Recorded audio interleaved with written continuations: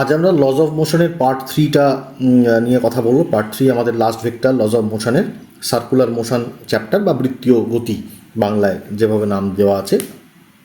আমরা এর প্রথম কোশ্চেনটা ডিসকাস করি। আমরা যেমনভাবে প্রত্যেকটা চ্যাপ্টারের কোশ্চেন ডিসকাস করছি, আমার ধারণা তোমাদের অনেকটাই হেল্প বা উপকার হচ্ছে। তো এই প্রথম কোশ্চেনটা কি বলা আছে, একটি ঘড়ির সেকেন্ডের কাঁটার কৌণিক দ্রুতি কত? ঘড়ির সেকেন্ডের কাঁটা কতক্ষণে ঘড়িকে টোটাল ঘোরে, অর্থাৎ যদি তার ওমেগাকে লিখতে চাই আমাদের লিখতে হবে 1 RPM, অর্থাৎ 1 রিভলিউশন পার মিনিট। এটাকে যদি রেডিয়ান পার সেকেন্ডে আনতে হয় আমরা জানি যে 1 RPM equals to π/30 radian per second. π/30 radian per second. Pi এর মান 3.14 যদি বসাই বাই 30 করলে আমরা পাবো 0.105 রেডিয়ান পার সেকেন্ড, অর্থাৎ আমাদের অপশান এ হবে উত্তর। সহজ কোশ্চেন, ক্যালকুলেশনটা একটু দেখে নিতে হবে। এর পরের কোশ্চেনটা দেখব, একটি বস্তুকণা ভি দ্রুতিতে একটি বৃত্তাকার পথে পরিভ্রমণ করছে, অর্ধেক ঘূর্ণনে এর গড় গতিবেগ কত হবে? অর্থাৎ কোনো একটা বিন্দু থেকে শুরু করে সে বৃত্তের বিপরীত প্রান্তে এসে পৌঁছেছে। এইখান থেকে শুরু করেছে মনে করো অর্ধেক ঘূর্ণনে, অর্থাৎ বৃত্তপথের বিপরীত প্রান্তে এসে পৌঁছেছে। ওকে, অর্থাৎ গড় বেগ জিজ্ঞাসা করা হয়েছে, গড় গতিবেগ হবে। তো গড় গতিবেগ মানে কি? গড় গতিবেগ মানে হলো মোট তার যে পথ এবং মোট যে সময়। তো সরণ কত? ডিসপ্লেসমেন্ট সরণ হচ্ছে, যদি তার ব্যাসার্ধ আর হয় তো সরণ হলো 2r। তো অর্থাৎ ডিসপ্লেসমেন্ট আমরা পাচ্ছি 2r। এবার এই ভি গতিবেগে বা ভি স্পিডে যদি পুরোটা এ থেকে বিতে যায় তো কতটা সময় লাগছে? সময় লাগবে হচ্ছে মোট যে দূরত্ব, দ্যাট ইজ πr, এবং তার যে গতিবেগের মান πr/v, এতটা সময় লাগছে এ থেকে বিতে পৌঁছাতে। অর্থাৎ গড় বেগ কি হবে?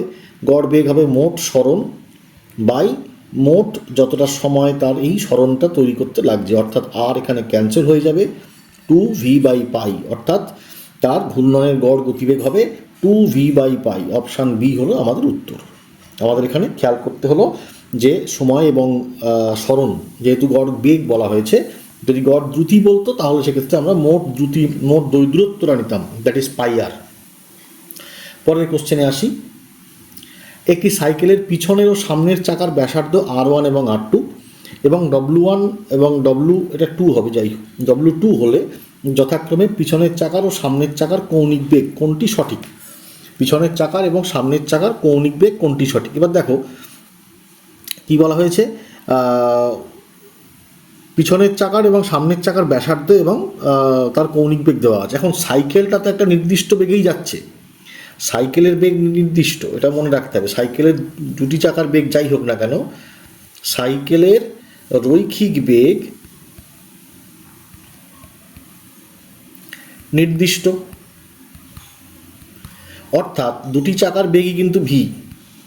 তো প্রথম চাকার যদি R1 ব্যাসার্ধ এবং ω1 কৌণিক বেগ হয় তো এটা হবে R1 ω1, দ্বিতীয় চাকার ক্ষেত্রে হবে R2 ω2, অর্থাৎ আমাদের এই সি অপশানটি হলো সঠিক। কারণ মনে রাখতে হবে সাইকেলের রৈখিক বেগ কিন্তু আলাদা নয়, একই।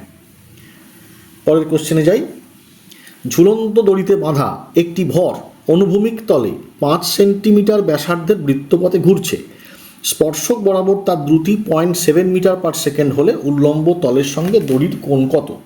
আচ্ছা, অর্থাৎ একটি দড়ি একটি বিন্দু থেকে ঝোলানো ছিল, এখন সেই দড়িটিকে ঘোরানো হচ্ছে, তার ফলে সে 5 সেন্টিমিটার ব্যাসার্ধের একটা বৃত্তপথে অনুভূমিক তলে কণাটি ঘুরছে। ওকে, তো প্রশ্ন হচ্ছে এই দড়ির এই যে দড়ি, এই দড়ি অনুভূমিক তলের সাথে কত কোণ করে আছে, এটা হলো প্রশ্ন। তো অনুভূমিক তল এর সাথে যদি থিটা কোণ করে থাকে তো এখানে দুটো জিনিস আমরা পাচ্ছি, একটি হলো তার টান টি, টি এর দুটি উপাংশ আমরা পেতে পারি, একটা হচ্ছে এই অ্যাঙ্গেলটা সাইন থিটা হয়, তাহলে তো উপরের উপাংশটা হবে টি কস থিটা, যা ব্যালেন্স করছে তার ওজনকে, এবং এই কেন্দ্রমুখী যে কম্পোনেন্ট বা উপাংশটা হবে সেটা হবে টি সাইন থিটা, সেটা ব্যালেন্স করছে তার অপকেন্দ্র বলকে, অর্থাৎ mv²/r কে। তো সাম্যাবস্থায়, এই অবস্থায় আমরা যেটা বলতে পারি T sine theta equal to m V square by r T cos theta equals to m জি।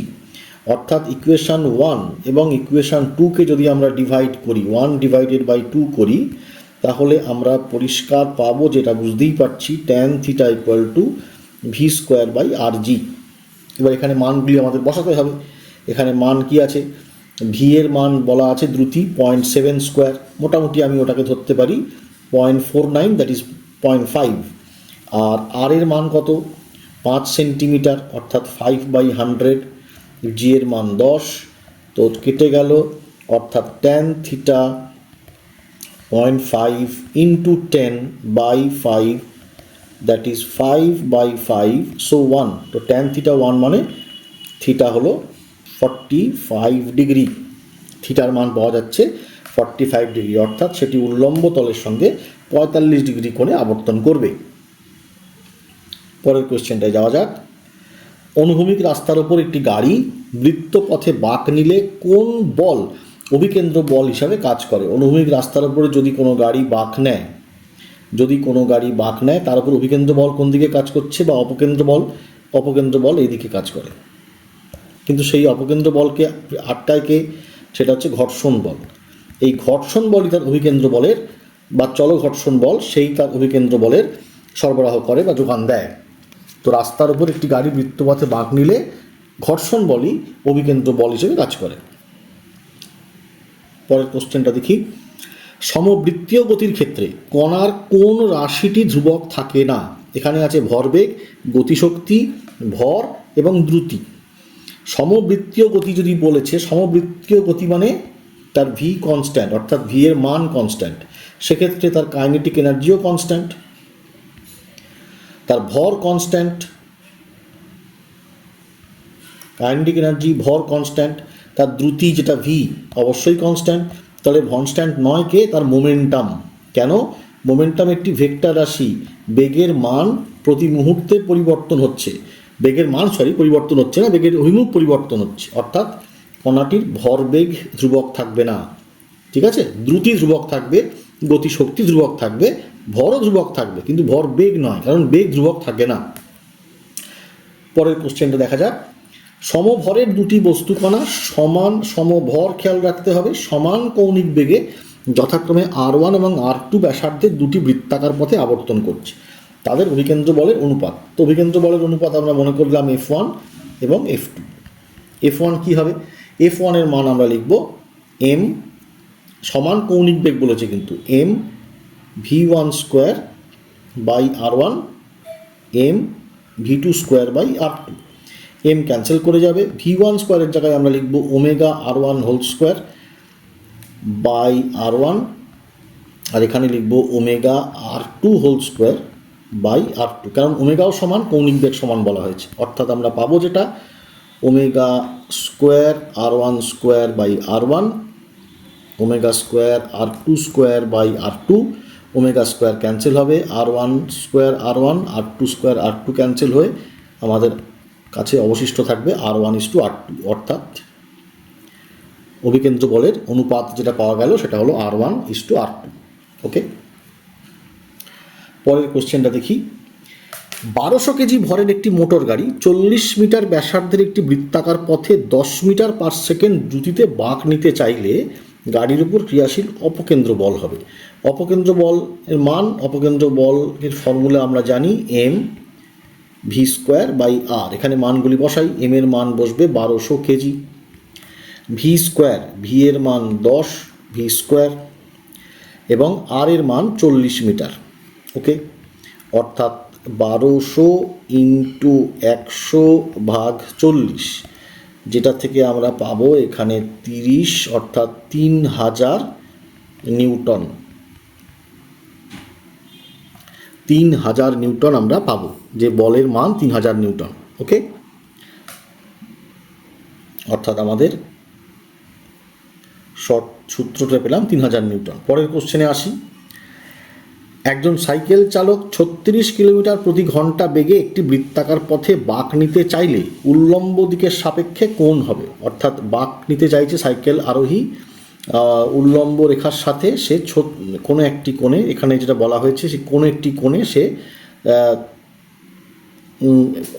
মানে হেলে গেছে, অর্থাৎ ভূমিতে তার যে বলটা প্রয়োগ হচ্ছে এই কোণেই প্রয়োগ হচ্ছে এবং উল্টো দিকে তার আর বা নন রিয়াকশান ফোর্সটা উল্টো দিকে যাচ্ছে। তো এই রিয়াকশান ফোর্সের দুটি উপাংশ তৈরি হবে, একটি হবে আর সাইন থিটা, যা তার বাইরের দিকের যে অপকেন্দ্র বল সেই অপকেন্দ্র বলকে ব্যালেন্স করবে, এবং উপর দিকে থাকবে আর কস থিটা, যা তার ওজনকে ব্যালেন্স করবে। এবং এই অবস্থায় সে বাঁক নিতে পারছে, অর্থাৎ আমরা এখানে বলবো R sine theta by R cos theta equals to m g by m V square by r. Okay, m V square by r, অর্থাৎ যদি সাম্যাবস্থায় অর্থাৎ যদি বাঁক নিতে পারে সাইকেল আরোহী, তো সেক্ষেত্রে আমরা লিখব R sine theta equals to m V square by r এবং R cos theta equals to m g, এবং R sine theta by R cos theta অর্থাৎ ট্যান থিটার মান হবে v square by r g. তো এখানে ট্যান থিটা হলো v square, v এর মান কত বলা আছে, ভি এর মান 36 kilometre per hour. 36 kilometre per hour মানে আমরা জানি 36 কিলোমিটার পার আওয়ার মানে 10 মিটার পার সেকেন্ড। কী করে পেতে হয় আমরা জানি, 36কে আমরা যদি 5/18 দিয়ে মাল্টিপ্লাই করি তাহলে পাবো 10 মিটার পার সেকেন্ড। তো ভি স্কোয়ারের জায়গায় আমরা 10 স্কোয়ার বসালাম। ভি সাপেক্ষে 30 ডিগ্রি কোণে হেলে যায়। আচ্ছা ঠিক আছে, উল্লম্বের দিকে ব্যাসার্ধ জানতে চাইছে, ব্যাসার্ধের মান আমরা জানি না, জি এর মান 10। তো এখানে ক্যান্সেল করে 10 হলো, ট্যান 30 ডিগ্রি মানে 1/√3, দ্যাট ইজ 1/√3 ইকুয়ালস টু 10 আর। তো আর এর মান কত হলো, আর এর মান হলো 10√3 মিটার অর্থাৎ 17.32 মিটার। তো আর এর মান হলো 17.32, বা আমরা যদি 9.8 দিয়ে ক্যালকুলেট করতাম আমাদের 17.7 চলে আসতো। আমি আগেও বলেছি আমরা ক্যালকুলেশান সহজ করে নেব, তার নিয়ারেস্ট একটা ভ্যালু আমরা নিশ্চয়ই পেয়ে যাব। পরের কোশ্চেনে আসি।